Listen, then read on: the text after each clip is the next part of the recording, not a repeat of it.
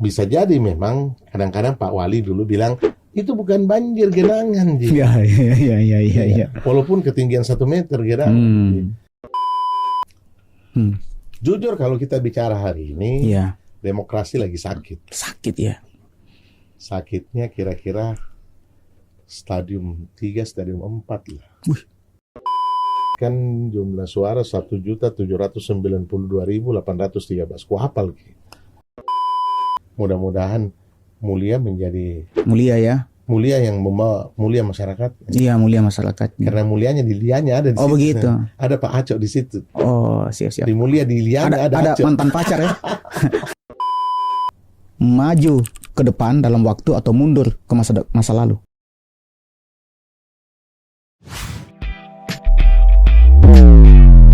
Enjoy ngobrol pintar. Sahabat ngopi, Makassar tentu saja menjadi kota tercinta kita. Ada beberapa hal yang baru saya dapat info ya terkait aduan yang didapatkan dari mungkin website dari Kominfo ya. Ini kebetulan informasinya belum terlalu jelas ini, tapi salah tiga yang menjadi masalah adalah ya terkait masalah infrastruktur ya, drainase, dan tentu saja tetap masalah macet Makassar ini. Tapi untuk itu saya punya bintang tamu nih ya. Ada tamu kita hari ini, tapi untuk membuat saya lancar ngomong sama tamu kita yang luar biasa hari ini, saya harus ngopi dulu ya. Sahabat, saya ngopi dulu. Mantap. Ngopi, ngobrol pintar. Ilham Arif Sirajuddin, mantan wali kota Makassar 2 periode dan ketua tim pemenangan Mulia, berkunjung ke studio Tajam News dalam rangka menghadiri undangan podcast Ngopi atau Ngobrol Pintar bersama host Profesor Indra Bayu. Ilham yang dijuluki Bapak Pembangunan Makassar itu berbincang hangat terkait berbagai hal, diantaranya suasana perpolitikan dan situasi kota Makassar. Assalamualaikum. Waalaikumsalam, Prof. Luar biasa hari ini. Aduh. Saya bisa hadir di Alhamdulillah. Tajam News. .news. Kelihatan ya. masih ada bekas-bekas wudunya nih, kayaknya habis sholat ini ya. Iya. Masya Allah. Sahabat ngopi, saya sangat terhormat hari ini bisa ngobrol dengan kandaku Dr. Ilham Arif Sirajuddin. Siapa yang tak kenal beliau? 2 periode wali kota. Alhamdulillah. Pernah menggadi DPRD juga ya, Kanda ya? DPRD. Dan saya dapat di Wikipedia. Wikipedia bilang Kandaku adalah Bapak Pembangunan Makassar. Alhamdulillah. Masya Allah. Wikipedia ini bukan saya go like ini nih. Wikipedia yang bilang ini. Jadi Kanda, alhamdulillah selamat datang di kita punya podcast ini Kanda. Banyak yang kita mau diskusi tentunya. Luar biasa hari ini. Ya. Siap. Ini didadak ini. Kanda ini langsung bilang bagaimana kita podcast yuk. Ayo. Wah. Itu memang kalau orang sudah tinggi jam terbangnya begitu ya. Kanda, bagaimana Kanda melihat ini masalah bangsa ini? Jujur kalau kita bicara hari ini, demokrasi lagi sakit. Sakit ya. Sakitnya kira-kira stadium 3, stadium 4 lah. Sudah mau oleh? Iya. Salah dalam pengambilan kebijakan pemerintahan yang baru, bisa wassalam. Oke. Tapi sebagai rakyat kita tidak berharap seperti itu. Tumpuan harapan kita kepada Bapak Prabowo betul-betul bisa mampu membawa perubahan dan perbaikan dalam tatanan hidup bermasyarakat. Sekarang saya 3 tahun kemarin keliling Sulawesi Selatan. Oke. Pergi menjual diri tanda kutip. Jual diri ya, tapi bukan lelaki panggilan ya. Karena ada sebuah ekspektasi saya bahwa Sulawesi Selatan rasanya dengan potensi dan sumber daya baik alamnya maupun manusianya mestinya bisa lebih baik daripada apa yang ada hari ini. Yang sekarang. Ya. Dan kalau kemudian kepemimpinan itu betul-betul berpikir pada orientasi membawa Sulawesi Selatan lebih baik ke depan, lebih maju, maka pasti akan bisa. Karena itu tadi, kita tidak kalah. Kita punya sumber daya alam, kita ini wilayah yang tumbuh hampir 70% dari sektor pertanian kehidupan kita. Tapi ketika kita lihat kehidupan petani, ya, contoh saya selalu bilang contoh. Antara petani beras dan penjual beras, Beda ya. bukan terlalu jauh Jomplangnya. Kenapa bisa demikian? Karena petani tidak ikut dalam sebuah proses. Dia cuma tahu menanam, dan segala proses sarana produksi yang dibutuhkan itu sangat tergantung dari supply dari luar. Bisa jadi pihak ketiga, pemerintah memang ada di situ. Tapi bagaimana Tapi tidak pemerintahnya? langsung. Makanya kan kadang-kadang kita bilang ada pupuk subsidi. Tapi yang merasakan pupuk subsidi, nilai subsidinya itu kan produsen, Betul. pabrikan, bukan kepada petani. Jadi tidak sampai ke hilir. Tidak sampai juga banyaklah problema bangsa yang kita hadapi sekarang ini. Tapi ya mudah-mudahan 5 tahun ke depan ini semangat membawa perbaikan itu betul-betul ada. Kalau kita bicara nasional ya, kita bicara tentang nasional. Kalau provinsi, tadi kan Anda bilang masalah provinsi kita Sulsel tercinta ini misalnya. Contoh saya bilang, ketika saya turun, saya berdialog petani, apa problemmu? Pak, sudah 10 tahun ini bicara masalah yang kita hadapi, persoalan pupuk. Ya. Kok selalu klasik pupuk ya? Pupuk. Ada apa maksudnya? Nah, soalnya Sulawesi Selatan sebagai lumbung pangan, bayangkan kita surplus 2 juta ton per tahun. Artinya kita punya produksi 2,6 sampai 2,8 juta, sementara konsumsi kita antara 600 sampai 800, sehingga kita surplus 2 juta. Kita kontribusi secara nasional. Iya. Dan 2 juta itu kira-kira setara hampir 20%. Artinya orang Indonesia dikasih makan sama orang Sulawesi Selatan 20%. 20, ya. Jadi kalau problem Sulawesi Selatan bisa jadi ada 20%. Nah, klasik persoalannya adalah pupuk. Kenapa tidak pernah dipikirkan? Padahal untuk membangun sebuah produsen pupuk di Sulawesi Selatan sangat memungkinkan. Sangat possible. Sangat memungkinkan. 68 bahan baku dari urea dan turunannya itu berasal dari gas alam. Tahun 95 kita ketemukan gas alam di Sengkang. 2005 dia berproduksi. Yang dipakai oleh gas alam untuk energi listrik dan energi rumah tangga. Kenapa tidak pernah terpikirkan? Kan yang paling parah pupuk ini dalam 3 tahun terakhir ini, tapi persoalan pupuk klasik ini udah 10 tahun. Sudah di periode artinya. Iya, sudah lama. Tapi kenapa tidak pernah berpikir? Yang kedua, pemerintah pusat pasti akan berpikir memberikan support, karena kita daerah yang harus dipertahankan. Yang ada cuman bantuan irigasi, perbaikan irigasi dan lain sebagainya, sehingga mampu menambah jumlah produksi dari 2 kali panen dalam setahun menjadi 3 kali, atau 2 tahun menjadi 5 kali. Iya. Gitu loh. Nah, itu intensifikasi ya. Intensifikasi. Nah, padahal masih banyak hal yang itu baru satu sisi di sektor pertanian, belum lagi sektor perikanan. Iya. Di Selayar ada satu masa kira-kira ribuan lah, ratusan atau ribuan ton, ya ratusan ton lah, itu hasil tangkapan terbuang. Karena tidak ada fasilitas. Terbuang artinya tidak bisa di-sell, tidak bisa dijual. Iya, artinya kan mestinya hasil tangkapan masuk di sebuah sarana, ya cold storage untuk menampung, tapi kan tidak ada. Padahal ada satu masa hasil tangkapan ini luar biasa, sehingga ada satu masa nilai tangkapan ikan itu tidak ada. Padahal kita tahu kan kalau konsumsi ikan ini kalau dikelola dengan baik, kenapa tidak berpikir ada industrinya masuk ke sana?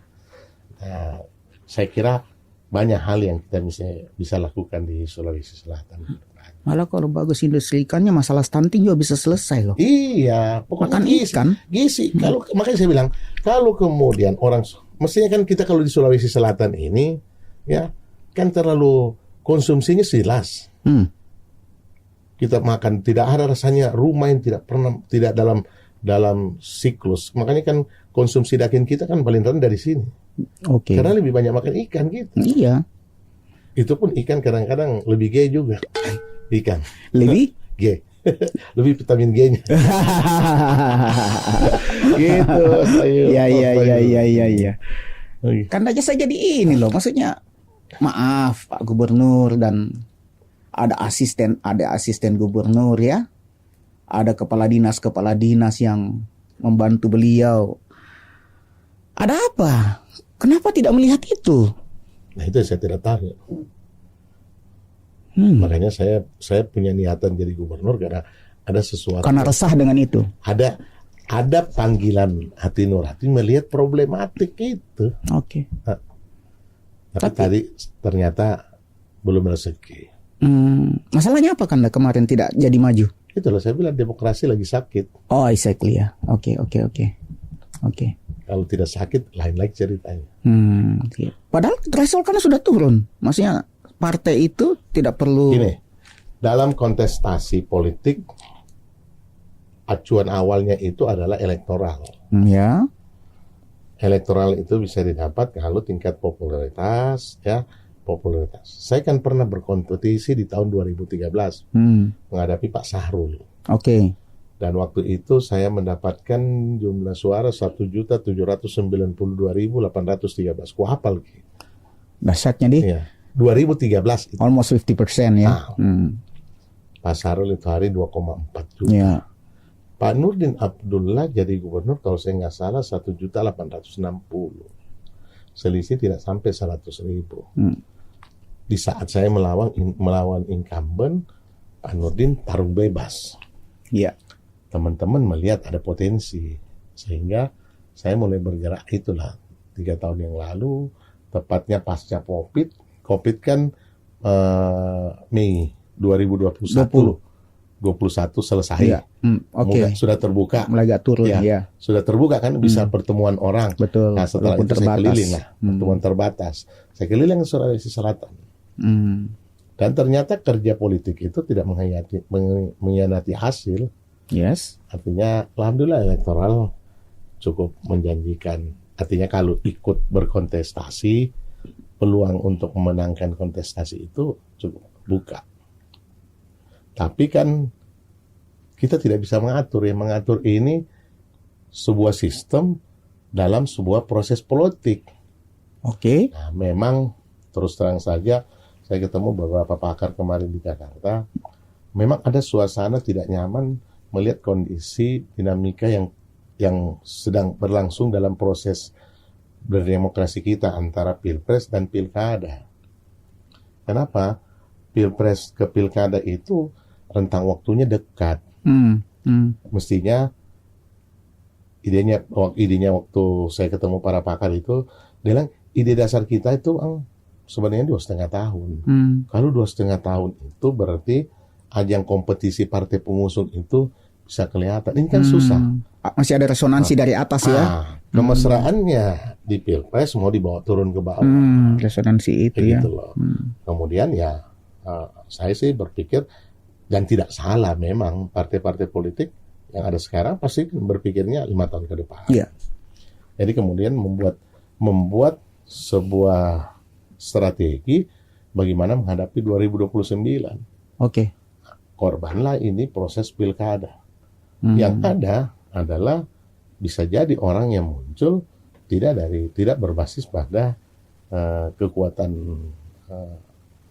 masyarakat. Oke. Karena tiba-tiba muncul dan banyak terjadi. Makanya saya bilang tahun ini tahun politik yang banyak memunculkan pemain sulap.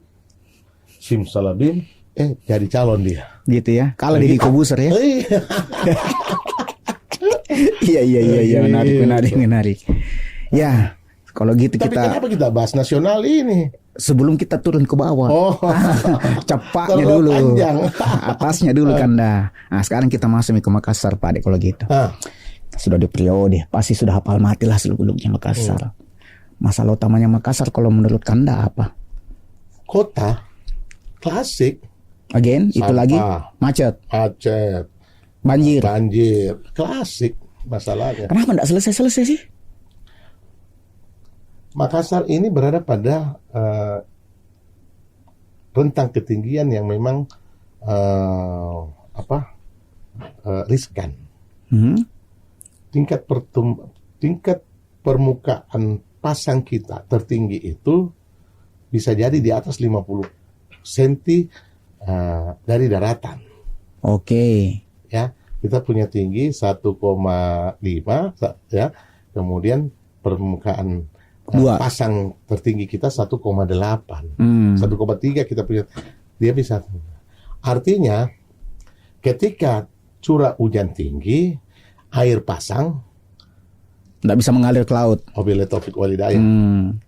Tunggu pasang, makanya bisa jadi memang kadang-kadang Pak Wali dulu bilang itu bukan banjir, genangan. Iya. Walaupun ketinggian 1 meter genangan. Itu pada ruas tertentu, di daerah tertentu. Begitu air surut mengalir, tidak. Tapi daerah yang kemudian genangannya tinggi seperti di BTP, Hamsi, yang genangannya ketinggian air sampai 1 meter dan itu bisa berhari-hari, itu kan bukan genangan, memang banjir. Persoalannya daerah selatan memang kita kan semua muaranya ke sini, ke Makassar. Mulai dari Maros. Nah, aliran sungai dari Maros besar, kemudian masuk ke kota, itu terjadi bottleneck. Bottlenecknya di kota Makassar. Kota kita ini ya. Nah, itulah yang melihat tumpah. Yang kedua, sistem drainase kita di kota sendiri kita rasakan. Ya, di depan studio inilah kita rasakan bagaimana kalau tiba-tiba hujan deras kan, ya alirannya lambat sekali untuk mengalir untuk daya tampung hujan. Jadi kalau bisa bicara banjir, kemudian persoalan macet. Nah, macet saya kira memang yang harus dipikirkan ini sebuah sistem traffic yang harus bisa mengatur. Seperti hari ini, kalau sudah jam 4 sore, beberapa ruas jalan, mulai dari Bulu Sarau, Ahmad Yani, Jenderal M. Yusuf, sampai Veteran. Rekayasa traffic ini maksudnya kan dah? Mestinya ada. Kemudian, dulu waktu zaman saya dan zaman Pak Wali, mungkin dilanjutkan, cuman nggak tuntas. Ya, bagaimana mengatur traffic. Pak Wali sudah pernah mencoba merubah desain arus kendaraan ya, diputar balik apa semua. Tapi kan saya ingat itu tidak menolong. Iya. Karena yang mesti dijaga ya seperti persoalan lampu traffic light ya. Ada waktu tertentu yang memang sekian second aja bisa, sekian detik saja bisa jalan, tapi ada satu waktu memang lebih panjang gitu loh. Yang harus dipikirkan. Apakah rekayasa traffic tadi kan sudah sebut. Tapi kalau dari sisi infrastruktur transportasi kita memang sudah seperti itu, sehebat apapun rekayasa saya rasa akan sulit ya. Masih bisa di beberapa kota besar yang kita rasakan, yang kita lihat seperti Bandung, Jawa Barat ya, kota Bandung, kota Surabaya. Ya. Itu akhirnya kan rekayasa arus yang tadinya 2 jalur diputar menjadi 1 jalur. Kemudian ya konsekuensinya Mas ya. Karena kalau kita bicara untuk menyelesaikan persoalan macet di kota dengan bicara infrastruktur, udah nggak mungkin. Iya. Udah kota ini sudah selesai. Betul. Tidak akan mungkin akan ada pelebaran jalan di pusat kota. Iya. Oleh karena itu sebenarnya orientasi pembangunan sudah harus didorong keluar. Kita masih cukup luas kok, Malantea, Biringkanaya, kemudian Manggala, Panakukang, Tamalate. Dibongkar di situ. Iya, artinya masih banyak pemekaran yang bisa kita lakukan. Jangan bertumpu di sini semua. Karena kalau bertumpu di pusat kota, seperti pusat pemerintahan, di mana kan dari dulu sebenarnya ada rencana memindahkan balai kota agak keluar sedikit. Karena kalau instrumen pemerintahan ini ditarik keluar, itu jadi magnet ikut semua. Iya. Gitu. Bangkitan moda. Iya, bangkitan moda di situ. Tapi kalau di situ seperti yang Ahmad Yani, pasti akan terpusat semua orang beraktivitas di situ.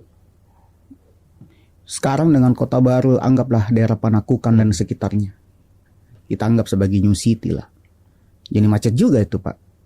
Ya karena perencanaannya tanggung. Tanggungnya Kan- dalam konteks Iya, kan Panakukan Plan-nya yang dulu zamannya Pak Tompo, kan masih zaman Pak Tompo. ini. Kalau kita bicara Panakukan Plan-nya itu yang ada sekarang, yang dinikmati sekarang serba tanggung. Artinya tidak dalam sebuah perencanaan yang memang berpikir jauh ke depan. Sama sekarang kalau nggak kawasan, visioner. iya, sama sekarang kalau kita lihat kawasan-kawasan baru seperti kawasan CPI, Oke. kawasan Tanjung atau apa yang di Dayak sana, Dayak? iya, yang dekat bandara, Sumarekon, kawasan Sumarekon, ya. Kemudian ya dia udah mempersiapkan memang infrastrukturnya yang cukup besar. Nah, kita lihat Panakukang, ya, memang infrastrukturnya juga tidak sebuah konsep kawasan yang Seharusnya memang seperti itu. berpikir yang jauh. Iya. Nah, sekarang kan sudah kelihatan bagaimana kita merasakan di CPI, ya.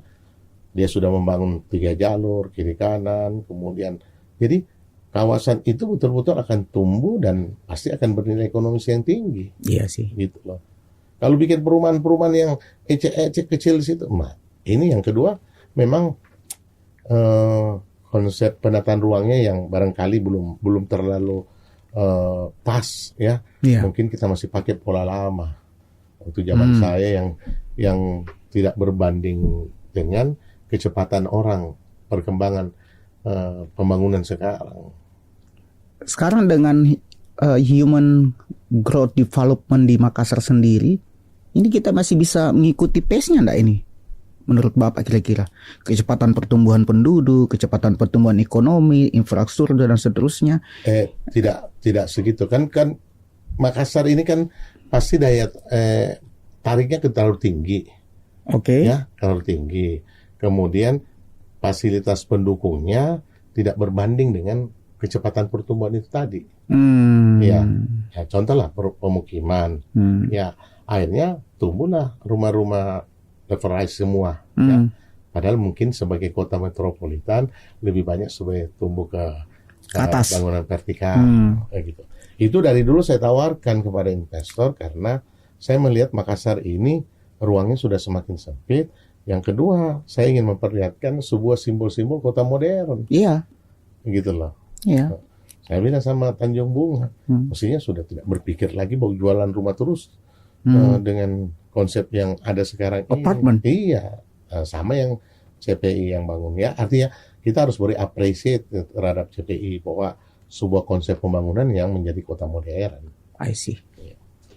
Ya, kalau masalah kesehatan sendiri, saya panggil saja dulu Pak Wali ya, kembali ya.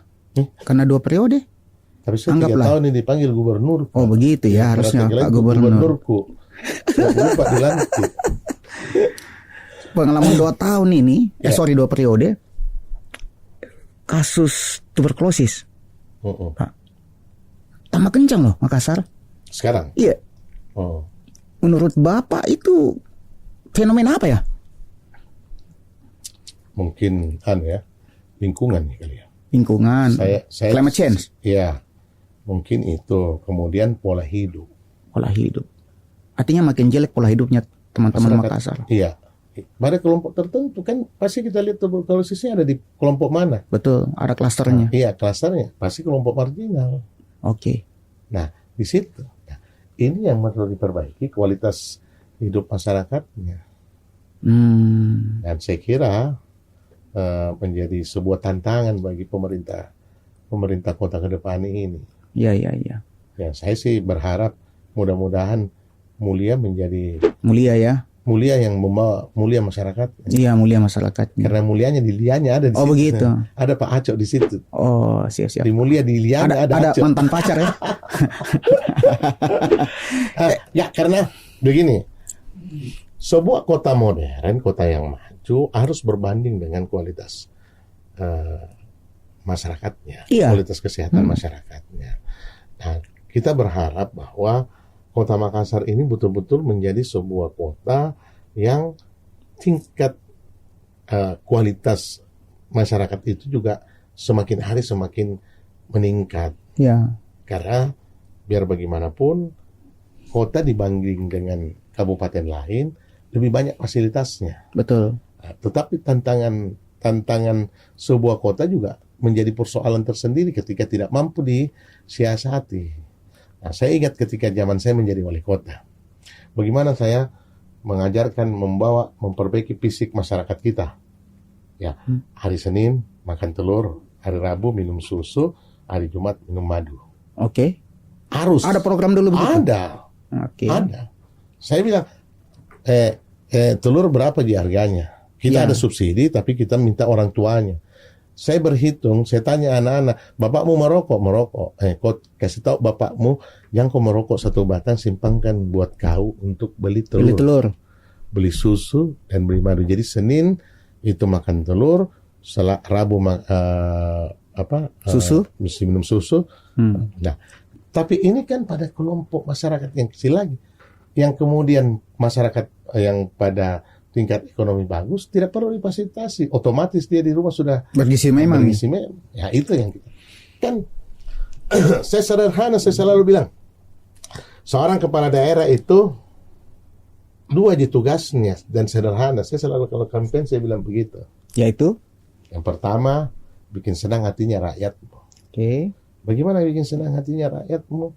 Perbaiki apa yang dia butuhkan. Apa yang dia tidak suka, perbaiki. Apa yang dia butuhkan, sediakan. Sesuai kemampuan. Oke. Jalanan rusak, perbaiki. Banjir, layanan kesehatan, pendidikan, perbaiki. Oke. Yang kedua, jaga perutnya. Jaga perutnya. Agar dia tidak lapar. Artinya kalau orang lapar kan yang ada emosi. Oke. Bagaimana supaya dia tidak lapar? Perbaiki ekonomi. Supaya gampang cari pekerjaan, gampang makan. Kalau sudah rakyatmu sejahtera, senang, perutnya tidak lapar, apapun yang kau minta, pasti akan diberi. Ini tidak terpenuhi semua, beban hidupnya masyarakat, ditambah dengan situasi ekonomi yang daya beli masyarakat semakin rendah. Makin rendah, deflasi kita. Semakin parah lah kehidupan masyarakat. Ada Ini usulan. tantangan buat Nah itu dia. wali kota ke depan. Ada usulan enggak Pak? Ya. Kira-kira. Kanda ngusul kalau siapapun cari, ya mungkin Saya pasti cuma Kanda bilang harusnya mulia ya. Ya, saya cuma kasih tahu begini, siapapun jadi wali kota, yang pertama, bagaimana kau mengurangi beban hidup masyarakat kita? How? Nah, Caranya? contoh, beban sampah. Oke. Ngapain pemerintah pungut beban sampah? Untuk kemudian, saya waktu jadi wali kota sudah 1.000 ton per hari, antara 800 sampai 1.000 ton per hari, sampah tanpa iuran sampah. Dapatnya lagi dari pura. Oke. Ya, artinya ada sebuah edukasi yang bisa diberikan kepada masyarakat, ya, pada akhirnya dia sadar terhadap lingkungannya. Ya. Yang kedua, tidak usah kasih beban rakyat dalam keadaan posisi sekarang yang daya beli Turun. mestinya beban itu dikurangi, walaupun 20.000 nilainya ya, itu yang dikurangi. Beban yang mana itu kira-kira? Itu, seperti iuran sampah saya bilang. Iuran sampah dengan apa yang lain. Kalau kan pendidikan kesehatan sudah selesai itu ya, tidak ada lagi. Tetapi ada hal-hal yang menjadi beban kita kurangi. Kita berhitung lagi, kita petakan lagi PBB. Ya. PBB kan sempat mabuk juga. Tiba-tiba orang di dalam gang lebih mahal bayar pajaknya daripada nilai tanahnya. Kalau dikonversi karena pendekatan zona itu tadi. Zona ya. Iya. PPN nanti 12%. Karena melihat bagaimana? Ya apa itulah. Susah serba hidup. Makanya nih siapapun jadi pimpinan ini pasti sakit kepala. Iya. Kalau tidak mampu memberikan sebuah edukasi masyarakat untuk menambah income-nya. Gitu ya. Iya. Kira-kira kalau Kanda anggaplah dapat peluang jadi 3 periode jadi wali kota, apa solusinya Kanda? Perbaiki, buka ruang ekonomi yang seluas-luasnya sehingga dia bisa menambah income. I see. Kan Makassar ini kan daya tariknya kuat sekali, Ji. Oke. Kalau kemudian kita bawa masyarakatnya dalam sebuah ekonomi yang kreatif, macam dari pagi saya jalan di Car Free Day. Oke. Terus saya ingat Car Free Day yang mana ini belah? Sudirman. Oh Sudirman, siap. Saya Oke. jalan situ, terlalu banyak nih penjual-jual yang macam-macam. Terus saya ingat saya pernah pergi kursus di Brasil. Brasil ada kota Curitiba namanya. Oke. Kota Curitiba itu yang mendapat penghargaan dari PBB, dari seluruh lingkungan, kesehatan, kemudian. Oh ya? Hmm. Di Brasil ya? Jadi ada satu jalan kira-kira 2 kilometer. Oke. Masyarakat yang menjual, tidak dipungut bayaran. Dia jual. Tetapi tidak boleh menjual kalau bukan produk sendiri, bukan handmade. Kau jual kaca-kaca begini atau kau jual kue dari orang lain, Oke. kau jadi pedagangnya, penyalurnya situ enggak Nggak boleh, harus dia bikin sendiri. Harus kau bikin sendiri. Kau dapat meja, kau dapat space di situ. Nah, saya lihat tadi banyak sekali UMKM di situ. Ya, tapi ada Tommy jual sepatu. Yang lebih parah lagi di mana? Boulevard. Ada yang jual motor, ada yang jual mobil. Orang datang ke beli jadi dijadikan ajang pameran. Itulah. Padahal bukan di situ. Dulu saya bangun itu, kita buka dulu sebenarnya. Saya buka Car Free Day di Boulevard. Itu untuk mengurangi beban Pantai Losari. Ya. Karena kalau hari Siapa Minggu, jangan kumpul di sana semua ya? ini kan kalau hari Minggu orang semua bergerak sana ibarat kapal miring nih. Nah, supaya kita kasih seimbang, kita buang sebagian yang Panakukang, Manggala dan Daerah sekitarnya Boulevard saja. di Boulevard saja. Kemudian Pantai Losari juga kita pecah, kita buka lagi di Sudirman. Dulu konsep seperti itu. Itu Bapak ya? Zaman saya. Oh. Dulu mau buka juga di BTP. Nah, tapi akhirnya BTP tidak, kita mau masuk ke Unhas itu waktu. Unhas sekarang buka. Unhas Car Free Day Betul. setiap hari Minggu. Betul, Itu betul. sudah dari dulu konsep. Tapi ada juga tetap Pak Balukkan pakaian. Iya, boleh jual pakaian tapi produk sendiri. Produk sendiri ya. Iya, produk sendiri, betul-betul handmade, buatan tangan siap. sendiri. Padahal saya lebih cenderung mendorong ekonomi kreatifnya. Kreatif masyarakat. kita. Iya. Dan kita kalau memang dikasih peluang, masyarakat kita sangat kreatif. Iya. Nah itu tugas kita ke depan. Pemerintah punya tugas dengan Iya. mendorong. Apalagi sekarang kan ada kementerian. Ada kementerian untuk Iya, itu ya, betul-betul. Jadi artinya dalam hal-hal tertentu membuat edukasi kepada masyarakat, membuat sebuah konsep pencerahan sangat memungkinkan. Sangat memungkinkan. Kolaborasi dengan kita adanya Otoda seperti ini, itu masih sangat possible ya. Masih. Kan yang sekarang ini tarik-tarikannya ketika bicara pada hal-hal yang besar saja. Tiba-tiba dulu coba seperti sekarang regulasi dulu waktu era otonomi daerah pertama, diserahkanlah semua ke daerah. Iya. Terus tiba-tiba ditarik lagi di pusat. Bisa jadi saya selalu bilang begini, dulu waktu diserahkan orang pusat tidak melihat di situ ada nilai ekonomis yang tinggi. Diserahkan, tiba-tiba Kelihatan. di daerah, timbul orang-orang kaya dari daerah. Orang pusat bilang, kita nggak dapat apa-apa, Iya, tarik iya, lagi iya. deh. Nah gitu loh, Gitu contoh. ya. Tambang gitu lah. Betul. Seperti itu. Karena tiba-tiba waktu di daerah, banyak di daerah, yang kaya orang-orang daerah. Gitu. Gitu di. Ya, begitulah. Kita punya bangsa ya. Tapi jangan menyesali jadi bangsa Indonesia. Tetap harus optimis dong. Harus. Right or wrong, it is my country Iya, kan. iya. Betul. Optimis. Harus tetap semangat. Kan dah. Iya. Kalau kita di acara ngopi ini ada namanya kuis cepat. Ah, Jadi saya tanya Ki, kita jawab dengan cepat. bisa kasih minum dulu kopi. Silakan. Tapi, iya. Iya. Kemarin itu Ibu Alia juga podcast di sini. Dan saya juga kasih tanya jawab cepat.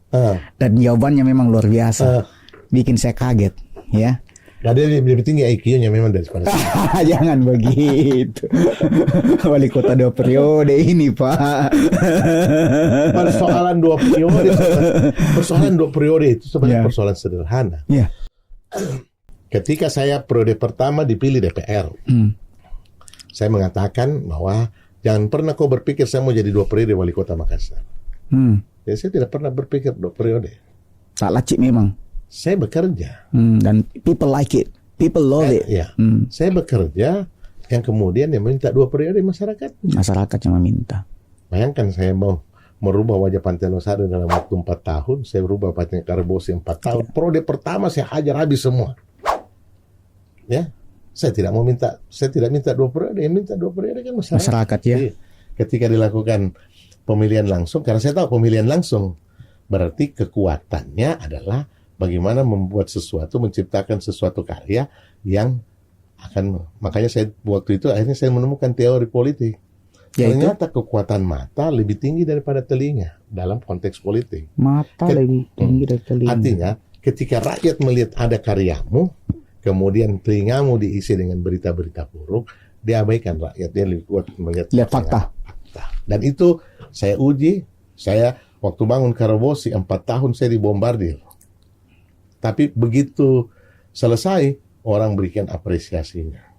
Pantai Losari, ya bagaimana saya bangun Pantai Losari dalam 4 tahun juga. Karena akhirnya masyarakat yang minta. Bayangkan waktu itu 8 peserta kontestasi periode kedua, saya masih dapat 70%, 68 sekian persen lah. Hampir 70%. Absolut. Ya. Absolut. Dan itu saya lihat lagi waktu Tangsel, Ibu Airin. Bu Airin ya. Ibu Airin itu kampanye black campaign-nya Gila-gilaan ya. Keluarga koruptor dan Iya. sebagainya.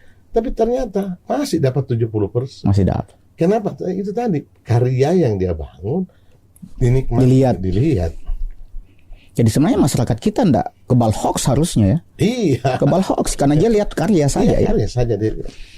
Kan sekarang ini hoax karena ada medsos. Dulu kan belum ada medsos zamanku. Jadi enak saya berkreasi. Sekarang memang hati-hati sekarang. Hati-hati sekarang. Iya. Sebenarnya ada teknologinya tuh kan. Siapapun nanti calon wali kotanya ada teknologinya untuk anti hoax. Bisa dibikinkan. Oke Kanda, kita kuis dulu. Seandainya saya punya mesin waktu, saya tawarkan ke Kanda, maka Kanda memilih maju ke depan dalam waktu atau mundur ke masa lalu. Maju ke depan. Maju ke depan. Kenapa nak mungkin ke masa lalu? Kan banyak yang bisa diubah. Nggak bisa. Harus optimis ke depan. Yang lalu kita biarlah berlalu. Ya. Tidak ada yang kita mau ubah di masa lalu. Artinya merubah yang buruk di masa lalu lebih gampang daripada menarik yang di belakang untuk membawa perubahan itu. Jadi tidak perlu ada yang disesali di masa lalu. Tidak ya? perlu. Life must go on. Iya. Saya begitu dalam perjalanan hidupku kan begitu. Panjang perjalanan hidupku dan itulah sebuah takdir ya. Pernah pergi sekolah di pesantren kehidupan 4 tahun. Yeah. Dan luar biasa ternyata hikmah yang saya dapatkan di situ. Persoalan saya dituduh koruptor dan lain sebagainya, kan sekarang koruptor itu bukan persoalan mengambil uang. Sebuah tanda tangan bisa jadi koruptor. Kebijakan. Iya. Bayangkan kalau saya tidak lakukan itu waktu, hari ini ada 800.000 penduduk Makassar yang berada di wilayah Panakukang, Manggala, Tamalandia, Birinkaya tidak dapat air bersih. Tapi saya selalu berdoa, 800.000 orang yang menikmati air ini dipakai berwudu, dipakai minum, dipakai makan, dipakai mandi. Membesarkan anak. Pasti ada nilai pahala. Jariahnya. Insya Allah. Siap. Kanda, ada 2 media sosial yang sekarang lagi gila-gilanya nih. Kalau saya kasih pilihan ke Kanda, Kanda lebih suka pakai Instagram atau TikTok? TikTok. Kenapa? Lebih tinggi nilai kreativitas yang muncul di situ. Oh ya? Iya. Karena saya main di situ. Oh begitu ya? Dibanding saya bermain di Instagram. Ada TikToknya Kanda? Iya. Asik. Hanya. Makanya kalau gaul banget. Tidak, kalau zaman sekarang tidak bisa ikuti dinamika. Oh iya. Sekarang kalau sekarang saya umur 60 harus turun-turun. Ya. Stylenya harus bisa style. Anak Gensi ya. Gantosnya nggak. Kelewatan kita Gensi. Kali Pak. Iya. Iya. Di TikTok akan ngomong apa sih?